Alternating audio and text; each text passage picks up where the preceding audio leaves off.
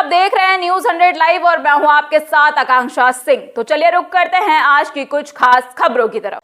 7 महीने से सूना है चूल्हा, मनरेगा कर्मियों की आंखों में आंसू, वेतन के इंतजार में सड़कों पर उतरे कर्मचारी। संत कबीर नगर से एक ऐसी पीड़ादायक तस्वीर सामने आई है जो व्यवस्था और संवेदनशीलता दोनों पर सवाल खड़े करती है।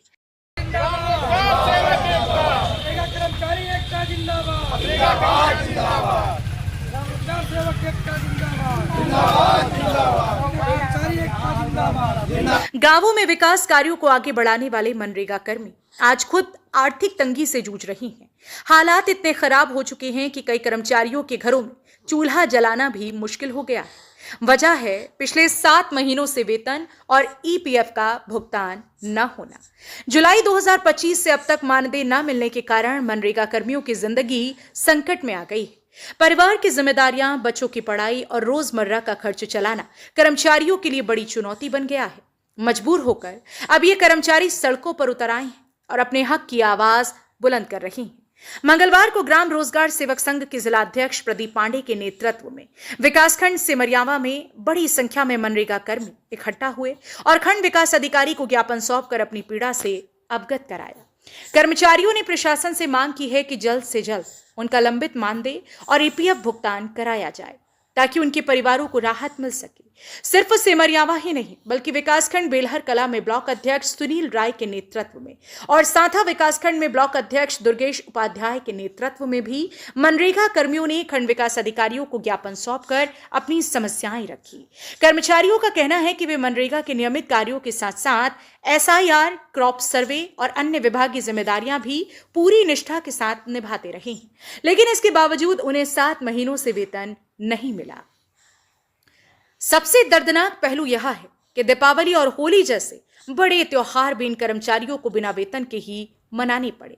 कई कर्मचारियों की आंखों में आंसू हैं और वे बताते हैं कि घर का खर्च चलाना, बच्चों की फीस भरना और परिवार की जरूरतें पूरा करना अब उनके लिए बेहद मुश्किल हो गया है। मनरेगा कर्मियों ने प्रशासन को चेतावनी दी है कि यदि जल्द ही उनकी मांगों पर कार्रवाई नहीं की गई तो आंदोलन को और तेज किया जाएगा।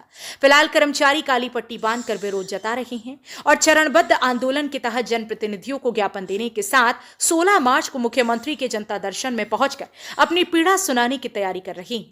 गांवों के विकास में दिन रात मेहनत करने वाले इन कर्मियों की उम्मीद अब सरकार और प्रशासन की ओर टिकी है कि शायद उनकी मेहनत और पीड़ा को समझते हुए जल्द ही उन्हें उनका हक मिल सके। हम लोग या तो इस्तीफा दे दें या तो आत्मदाह करेंगे। मैं आपके चैनल को बहुत बहुत धन्यवाद देता हूं कि जो आप हमारे इस ज्ञापन के कार्यक्रम में आए। हम लोगों के सामने बहुत समस्या है।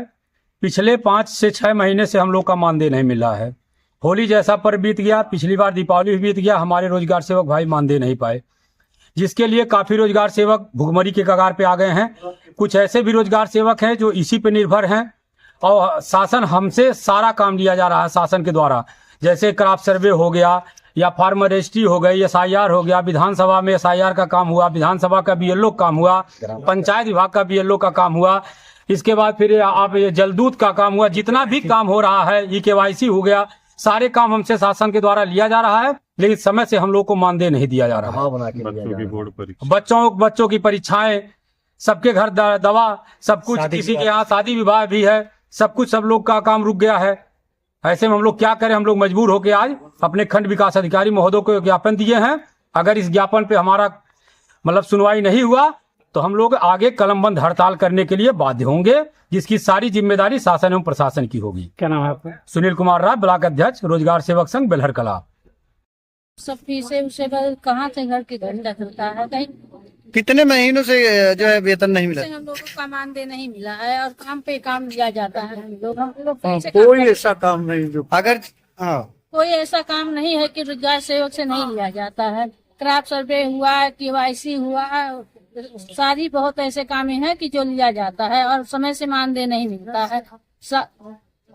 इसके लिए हम लोग क्या बोलते हैं, घेराव करेंगे, संसद जाएंगे और नहीं तो जो समझ में आएगा वो हम लोग करेंगे। क्या नाम? अपने अधिकारियों को भी अवगत कराया था, जिससे अभी तक हमारा मानदेय नहीं मिल पाया है।